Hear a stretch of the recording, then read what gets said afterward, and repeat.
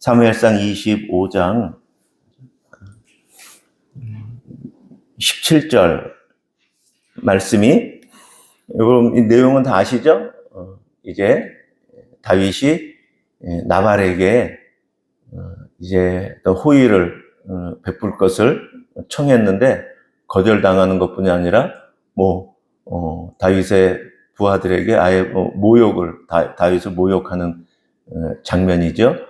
또 그의 이제 아내가 등장하고 나발의 이제 종들이 이제 등장해서 나발의 하인들과 아비가일이 대화하는 게 이제 14절부터 이제 나오죠. 하인들 가운데 하나가 나발의 아내 아비가일에게 말해요. 그런데 이제 이렇게 끝맺음을 해요. 17절 같이 읽어볼까요? 시작. 그런즉 이제 당신은 어떻게 할지를 알아 생각하실지니 이는 다윗이 우리 주인과 주인의 온 집을 해하기로 결정하였음이니이다. 주인은 불량한 사람이라 더불어 말할 수 없나이다 하는지라. 하인이 지금 말하는 거예요. 자기 주인에 대해서 우리 주인하고는 말할 수 없어요. 말 못해. 말이 안 통하는 사람이에요. 근데 이 말을 누구한테 하는가요? 그 주인의 아내한테. 자기 같은 하인들끼리 지금 뒷담화하는 게 아니고 뒷담화하고는 다른 거예요. 그렇죠? 어떻게 보면 우리는 그 뒷담화하고 참 진실을 말하는 거를 논하는 자리하고 하긴 사실 그게 또 한 끗 차이인 것 같아요. 조심스러우면 조심스러워요. 그런데 뒷담화가 아니고 그 사실을 그 아내에게 이야기해 주는 건데, 사실은 이렇게 얘기했다는 얘기는 이미 그 아내도 이걸 알고 있다는 얘기예요. 제가 지금 하고 싶은 얘기는 이거예요. 주인은 불량한 사람이라 더불어 말할 수 없다. 근데 이 말을 여러분 남편에게서 혹시 들은 적 없으셔요? 우리 아내하고는 말을 할 수가 없어, 무슨 말. 또는 반대로 아내들이 우리 남편하고는 무슨 말을 할 수가 없어. 무슨 말을 할 수가 없어. 제가 지금 읽다가 그게 탁 들어와가지고 아까 18절 제가 읽을 때 제가 아비가일 제가 남편이 제가 그렇게 읽었잖아요. 우리 아내가 저한테 그런 말을 한 적이 있거든요. 당신하고는 말이 안 된대요. 이게 나발의 이야기가 아니라 내 이야기다. 저는 오늘 아침에 지금 읽으면서, 물론 여기서 말한 나발처럼 불량한 사람, 그래서 더불어 말할 수 없다가 아니고 저한테는 다른 이유가 있겠죠. 다른 이유. 어떠한가요? 너무 고집이 세. 그렇죠? 우리 아내는 그것 때문에 그랬을 거예요, 저한테. 여러분 각자는 각자의 이유가 있을 거예요. 어떤 사람은 감정 조절이 안 돼. 그래서 그 사람하고 무슨 말을 할 수가 없어. 그렇죠? 어떤 사람은 또 공감 능력이 없기 때문에, 그래서 공감을 전혀 안 하니까 그냥 우리 남편하고는 그냥 벽에다 대고 얘기하지 어떻게 남편하고 얘기하겠어. 그렇죠? 근데 또 여러분 아내나 남편한테 그 얘기를 들으면 좋은데, 여러분 자녀가 혹시 여러분한테 그러지 않나요? 우리 아빠하고는 말할 수가 없어. 근데 이제 아예 그 말도 안 해. 이제 그냥 그냥 처음에야 그 말도 하지. 아빠하고 말이 통해서 말 못하겠어. 처음에야 그 얘기해요. 근데 굳어지면 아예 그 말도 안 해. 이제 대화가 없는 부모 자녀 관계. 대화하는 거라고는 밥 먹었니? 밥 먹었어요. 그거가 끝인 가정의 모습. 그렇죠? 우리들 가정의 모습이 아닌가. 내가 아무리 오라도, 그렇죠? 내가 그것이 너무 고집스럽고 극단적이면 한번 돌아봐야 되는 것이죠. 여러 종류의 이유가 있을 거예요. 자녀가, 남편이, 아내가 당신하고는 참, 아버지하고는, 엄마하고는 참 말하기가 힘들어. 그러면 젊은 혈기 때야 내가 맞는데 네가 잘못됐지, 그렇게 생각을 했는데 나이 들어보니까 내 어떤 것을 돌아봐야 되겠다 하는 생각이 듭니다. 자, 그 부분을 좀 한번 여러분 묵상하시면 좋을 것 같습니다. 그리고요, 34페이지인데, 여러분 성경책은 26장. 어저께 말씀드린 부분이에요. 이제 10절, 9절, 10절, 여기 이제 다윗이 사울을 여호와 하나님의 기름 부은 자라고 말씀을 했는데, 어저께도 말씀드렸지만 한 말씀만 좀 더 드리고 싶어서 이런 거예요. 여러분, 이렇게 하나님하고 이제 사울하고 관계가 그렇잖아요.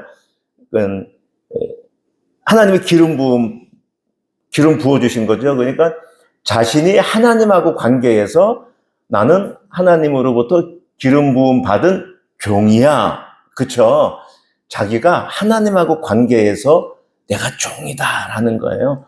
그러면 그렇게 종은 다시 이제 하나님하고 관계가 아니라 하나님의 백성, 하나님의 자녀, 하나님의 양들하고 나하고의 관계가 생기는 거거든요. 이제 그 종하고 그때 관계에서는 내가 하나님이 나를 기름 부으신 종이야 라는 말을 하면 안 되는 거죠. 그건 본인하고 하나님하고 관계잖아. 그렇죠? 그런데 그것을 어떤 계급을 삼아서 내가 종이야 라는 것을 종이라는 말을 여러분 자기가 종이면 정말 조선시대 때 뭐 자랑스럽게 종이란 말을 하겠어요? 그건 말은 못하지.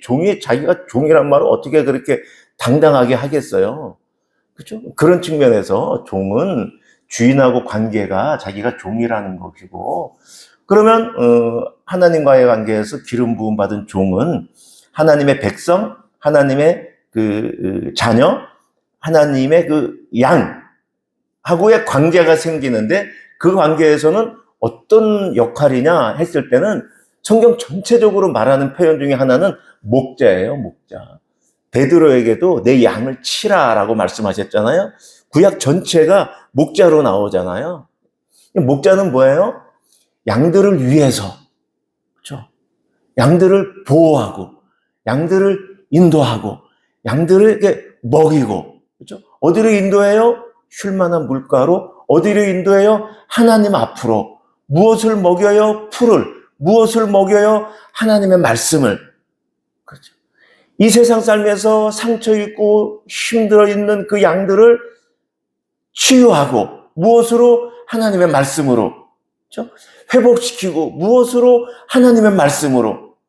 하나님의 말씀을 잘 드러내면 하나님이 하시는 거잖아요.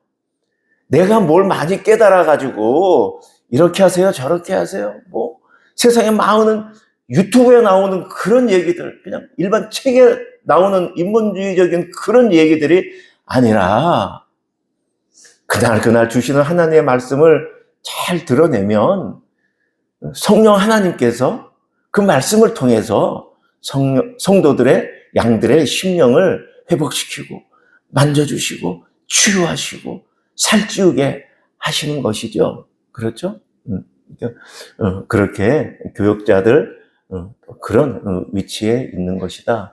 또 여러분들도 그런 걸 잘 깨달아 알았으면 좋겠습니다. 자, 그리고 마지막 여러분 교재 37페이지, 여기는 인사이트 제일 밑에 보시면 악으로 선을 이기는 것이 진정한 승리입니다. 로마서 12장 21절에 악에게 지지 말고 선으로 악을 이기라. 여러분 이거 어떻게 보셨어요? 선이 누군가요? 하나님의 자녀인 여러분이 선인가요? 그전에도 약간은 뭐 우스갯소리로 얘기했지만 1970, 80년대 교회가 많이 한국 교회가 갈라졌을 때 교회에서 두 파가 생기고 서로 철학기도 하고 토요일 주일날 더 열심히 싸우고 그 힘을 받아갖고 철학기도 하고 힘 받아갖고 그런 일이 정말 웃지 못할 일이 있었거든요. 왜요? 내가 맞다는 거예요. 내가 선이라는 거예요.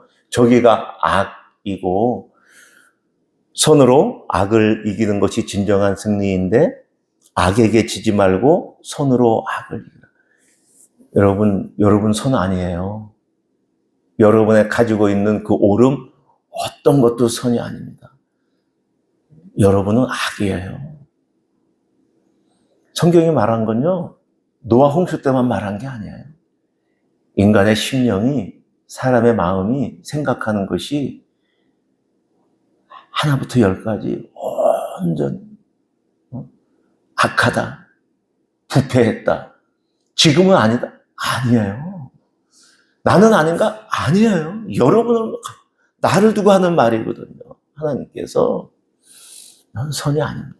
악이야. 그럼 여기서 뭘 말하는 거예요? 선이 누구예요? 선한 분은 하나님 한 분이시죠. 그러니까 선으로 악을 이기는 게 누구를 이기는 거예요? 하나님이 나를 이기는 거예요. 내가 악인데 하나님의 말씀으로 내 악을 이기셔야 되는 거예요. 하나님. 그러니까 하나님이 나를 덮으셔야 되고 내가 하나님 앞에 내 악이 하나님 앞에 무릎 꿇어야 되고 십자가 앞에서 내가 납작 엎드려야 되고 하나님은 옳습니다. 그래야지 그 선이 내 악을 이기고 그렇게 내가 살아가야 되는 것이죠. 그렇게 할 때 하나님의 그 선이 나와 더불어 나는 악인데 하나님의 그 선이 나와 더불어 세상의 악을 이기는 것이 되는 것이죠.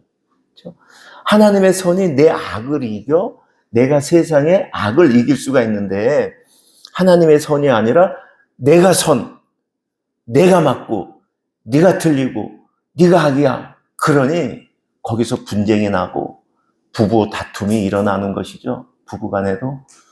그렇죠? 항상 나는 악하죠. 그렇죠? 하나님의 선, 하나님의 말씀으로 나를 이겨 그 하나님의 선이 나와 함께 내 자녀를 만나고 내 아내를 만나고 옆에 성도를 만났을 때 그 선이 우리 가운데 하나님이 드러나고 영광을 받으시는 것이죠. 그러한 묵상이 있는 또 오늘 하루가 되면 좋겠습니다. 우리 고난주간 묵상 오늘 금요일 말씀입니다. 수요일 날 금요일 날 좀 긴 본문은 지났고요. 오늘 금요일은 한 페이지 반 정도인데 여러분 교재 23페이지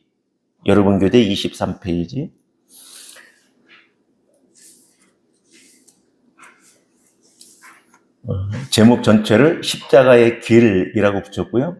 성경책은 27장 1절에서 26절이 되겠습니다. 오늘 말씀 너무 마태복음 27장부터 56장 한 장 이게 지금 제가 말씀 어저께 드렸죠. 이제 수요일 날 체포돼서 가야바 종교 재판을 하는 거고 이제 새벽에 계속 이어서 재판을 지금 받으시는 것이죠.